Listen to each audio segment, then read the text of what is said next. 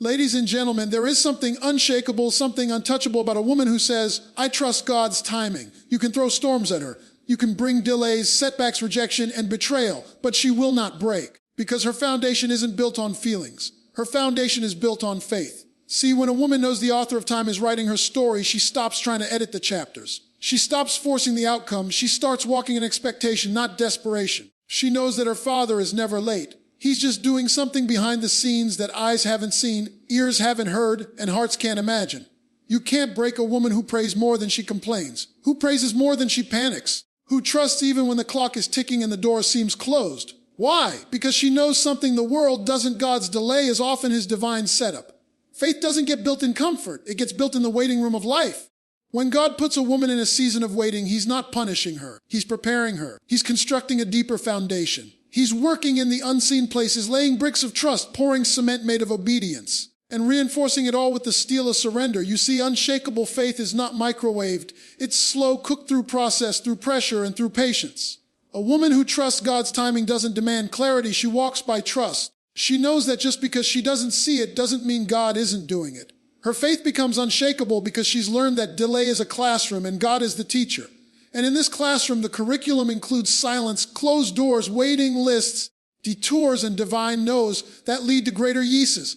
It's not easy. No, it's not supposed to be. Because real faith, the kind that endures storms, betrayal, broken dreams, and long nights, that kind of faith isn't developed in the sunlight. It's forged in the shadows. It's birthed in seasons where prayers go unanswered and life feels stuck. But while people see stagnation, God sees sanctification. While others see disappointment, God sees development.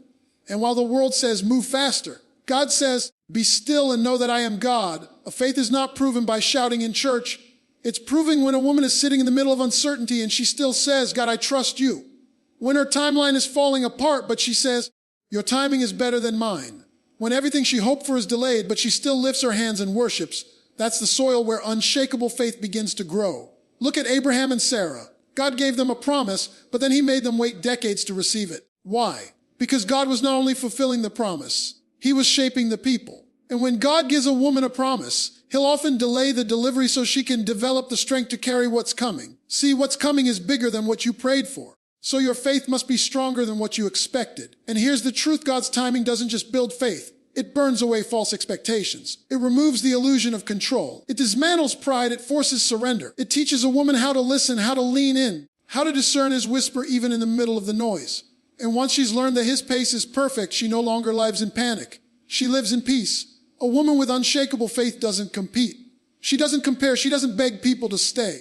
She doesn't manipulate circumstances to make things happen. Why? Because she knows the one who holds time. She knows that divine appointments don't need human effort. She knows that what God has ordained will come, not a moment early and not a second too late. So she waits, not passively but actively. She worships in the waiting. She serves while she waits. She prays while the clock ticks. She stays faithful while others walk away because she understands that waiting time is never wasted time in the kingdom. Some of the strongest women aren't the loudest. They're the ones who are quietly trusting, quietly believing, quietly standing, quietly waiting for God to move while everything around them looks like it's falling apart. And though the storm rages on, her soul is anchored. Her heart is steady. Her mind is fixed, not because she's superhuman, but because her hope is not in man's pace. Her hope is in God's perfect plan. God's timing stretches her faith beyond what's comfortable. It forces her to depend. It challenges her expectations. It reveals her idols. It strips her of pride. It pushes her to the edge of herself so she can find the edge of grace. Because it's at the end of her strength that God shows her his. And when he finally brings the breakthrough, not because she earned it, not because she forced it, not because she figured it out, but simply because it was time, she no longer walks the same. Her faith has weight now. It has scars. It has stories. It has testimonies of nights she didn't think she'd make it and mornings she thought would never come. But they came not because she hustled, but because she held on. She didn't quit in the wilderness. She didn't curse the delay. She didn't walk away when it felt like God had forgotten her name. Instead, she planted her feet in the soil of trust and waited on the Lord, not as a last resort, but as her first response. And in that process, she grew. She matured. She stopped questioning every delay and started praising in the middle of them. She stopped needing the details and started resting in the promise. Because when a woman truly believes that God is never late, then every closed door becomes a blessing, every detour becomes a lesson, and every delay becomes a chapter in the greater story God is writing through her life. There is a difference between God saying no and God saying not yet. But the problem is, many people can't tell the difference. They mistake a divine delay for a permanent denial. They assume that because the door hasn't opened now, it must never be meant to open. But God doesn't work on your clock. He works on his calendar. And just because something hasn't happened in your timing doesn't mean it's not happening in God's. When God delays, he's not denying you. He's developing you. He's preparing you for what you're praying for. He's building your character to match the calling. He's strengthening your spirit to carry the blessing. He's stretching your faith to fit the future. Because if you walk into the next season prematurely, you may possess it but not be prepared for it. Look at Joseph. God gave him a dream, a glimpse of greatness, a taste of purpose. But after the dream, what followed? Delay betrays him. Forgotten promises. Years passed. But that delay was not a denial. It was directional. God was arranging events, aligning hearts, and allowing hardship, not to block Joseph, but to build him. Because when God finally opened the palace doors, Joseph didn't just walk in with a dream.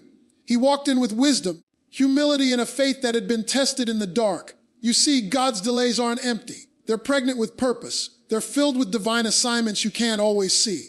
While you're waiting, God is working. While you're crying, he's crafting. While you're wondering, he's weaving together every thread of your story so that the outcome brings him glory. Because sometimes God will delay the blessing to protect the blessing.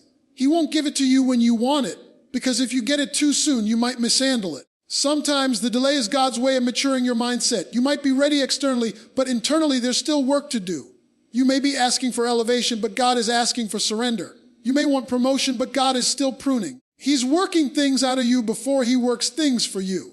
That's why the delay doesn't mean he forgot. It means he's faithful. Because a loving father doesn't hand a child the keys to the car until he knows the child can handle the responsibility. The devil loves to whisper in the delay. He wants you to think God has changed his mind, that you were never chosen, that the promise was just wishful thinking. He wants you to give up 3 feet from breakthrough. He wants you to forfeit your destiny because the wait is stretching too long. But a woman of faith doesn't give in to the whisper. She stands on the word. She reminds herself, though it tarry, wait for it. It will surely come and not delay. Habakkuk 2:3. Sometimes God will delay to test your motives. Are you following him for what he can do or for who he is? Are you seeking his hand? Are you trusting his heart? When everything is paused, when prayers feel unanswered, when heaven is quiet, can you still worship?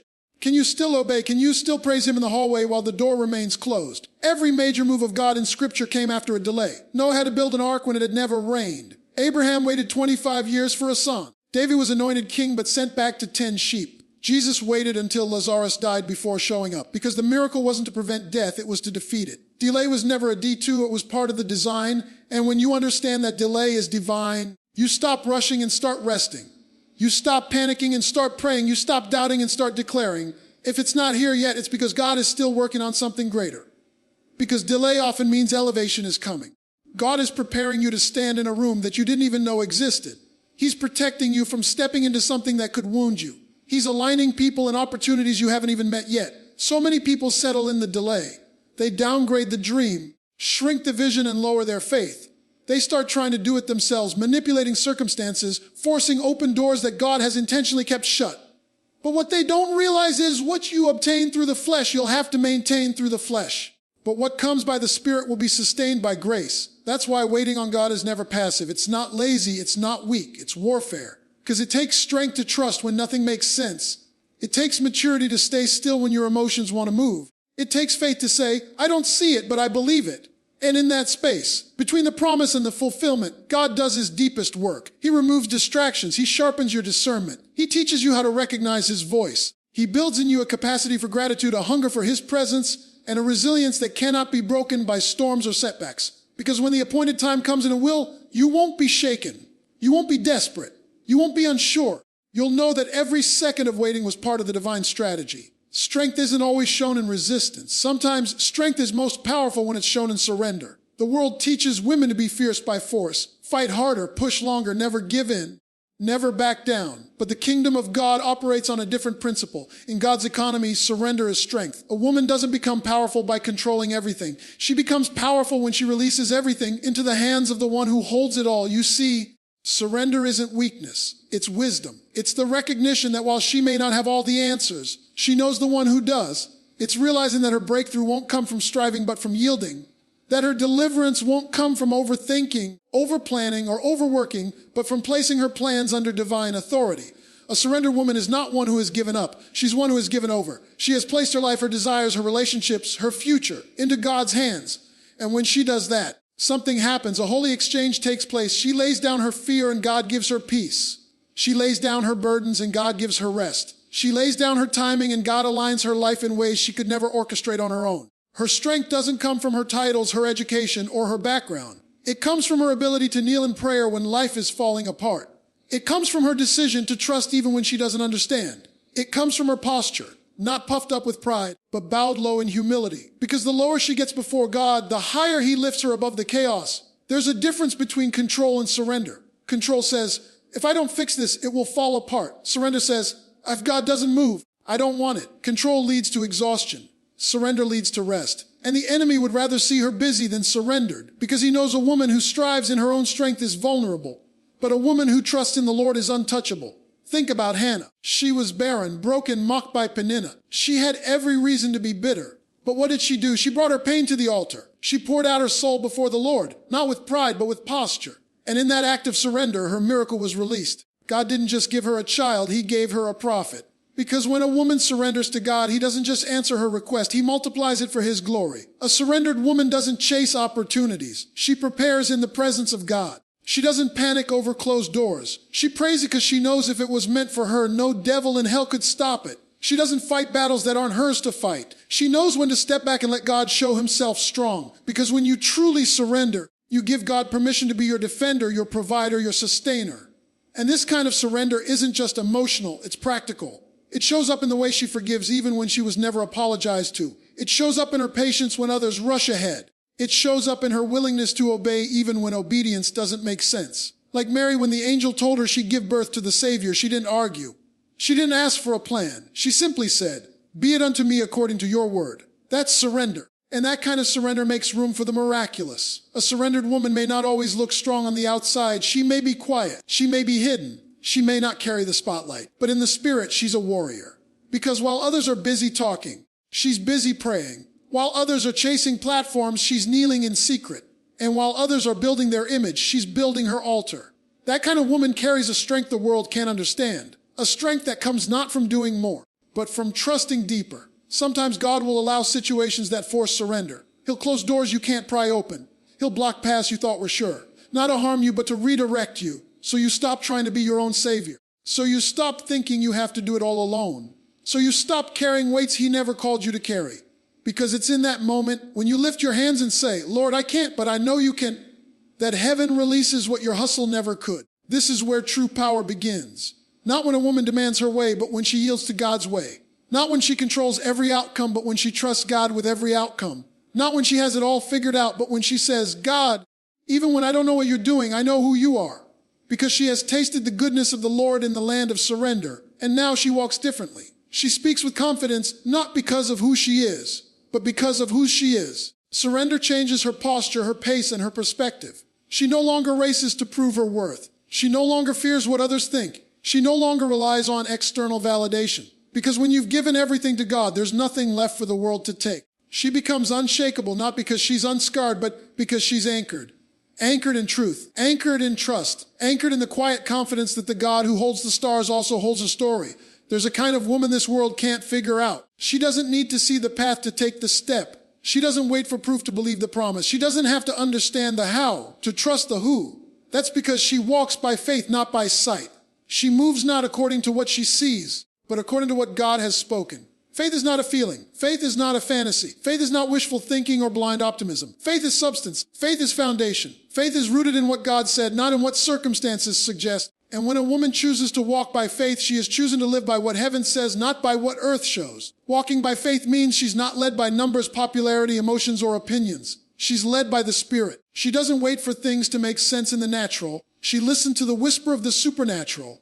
Others may call her foolish, irrational, too spiritual, or unrealistic.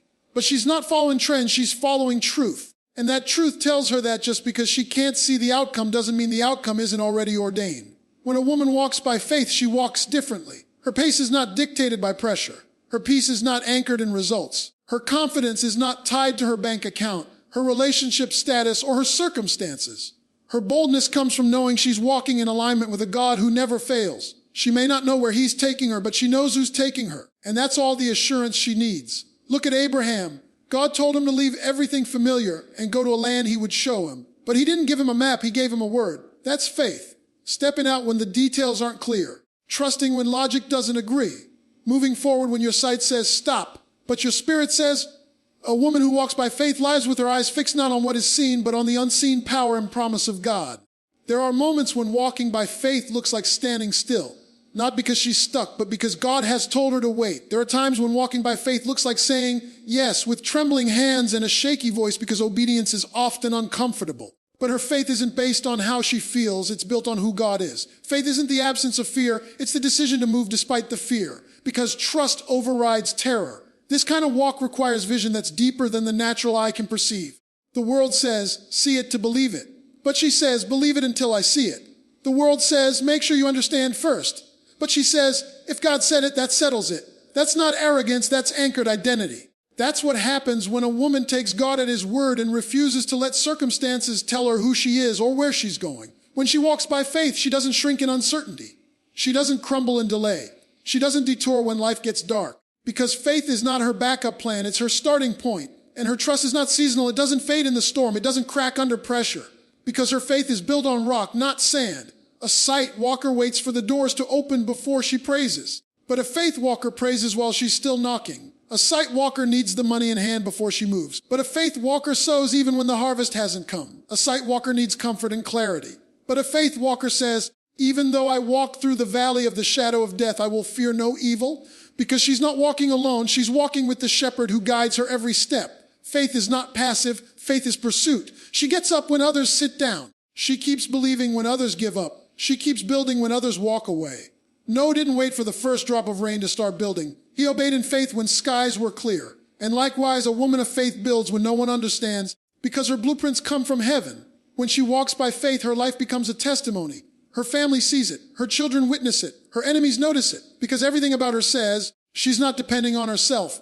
She's depending on a God who makes a way out of no way, who speaks to mountains and they move, who calls the dead to life, who turns the impossible into inevitable.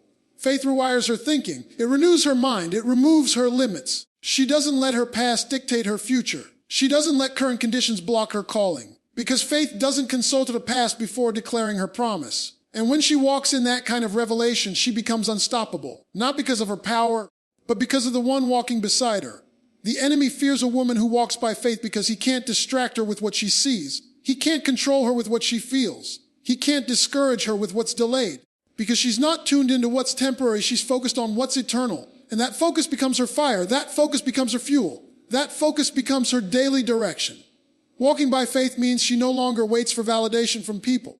She walks in the approval of God. She no longer hesitates when he says move. She trusts that even when the step looks shaky, the foundation beneath it is solid. Because her confidence is not in the step. It's in the one who called her to take it. There's a divine weight to patience. Not the kind of patience that sits idle, twiddling its thumbs, but the kind of patience that's active, spiritual, and full of expectancy. A woman who walks in patience isn't weak, she's disciplined. She isn't stagnant, she's surrendered. And while the world moves in haste, driven by fear, urgency, and self-gratification, she stands still in the promises of God, knowing that every second she waits well is storing up something far greater than she can imagine. Patience in the kingdom isn't passive, it's powerful. It is faith stretched over time. It's the refusal to move ahead of God just because your flesh is tired of waiting. It's the strength to say, I could make something happen, but I'd rather let God do it in his way, in his time for his glory.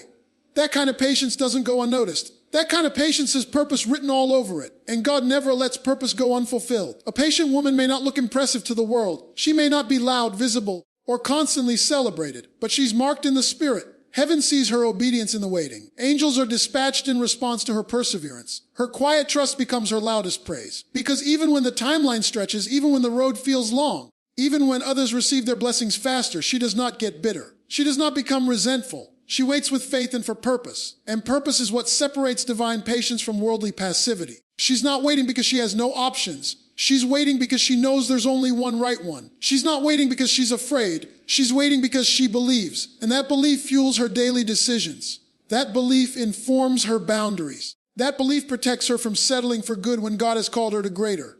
Think about Ruth. She waited faithfully in a foreign land, working humbly in Boaz's field, not chasing love, not begging for recognition, just walking in integrity and trust. And while others were looking for shortcuts, she stayed steady in the process. God saw that patience and honored it by weaving her story into the bloodline of the Messiah. That's purpose born out of patience.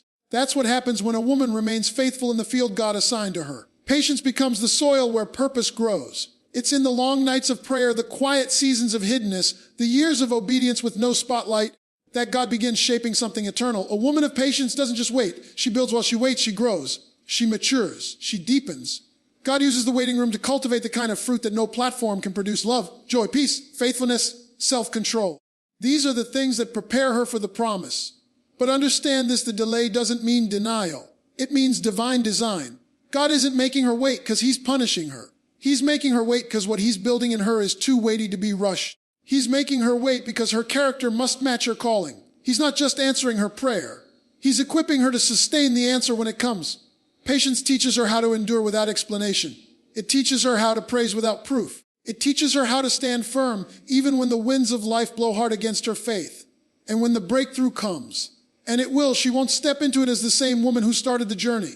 She will walk in it with a testimony, with power, with perspective, and with the humility that only comes from trusting God in the silence. Joseph waited in the pit, then the prison, long before the palace. David waited after he was anointed before he ever sat on the throne. Sarah waited decades before Isaac arrived.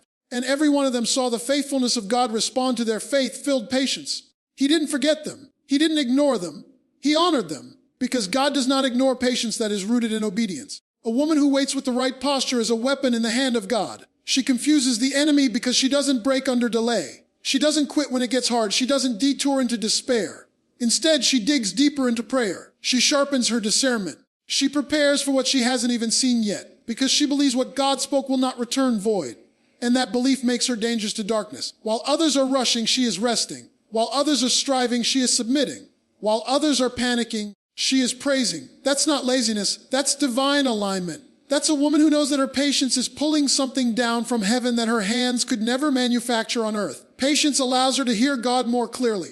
When she's not rushing, she's listening. When she's not chasing, she's aligning. God begins to show her pieces of his heart, things she never would have seen had she sprinted ahead. He reveals layers of the promise. He brings the right connections. He orchestrates divine moments. Not 1 second of the waiting is wasted, because with God, every second has intention, every delay has direction, and every pause has purpose. Even when it feels like the wait is endless, even when the world says she missed her moment, even when her own heart starts to ache under the weight of hope, she holds on. She clings to the God who sees what she cannot. And though she may grow weary, she knows that those who wait upon the Lord shall renew their strength, Isaiah 4:31. She may feel invisible in the moment, but she is never forgotten by her Maker, because God watches over those who trust him. And when the time comes, he doesn't just answer the prayer, he unveils the purpose behind it all. A woman who trusts God's timing is a force the world cannot shake and the enemy cannot stop. She is not built on emotions, opinions, or outcomes. She is built on the unchanging promises of God. Her strength doesn't come from what she controls, but from what she releases into God's hands.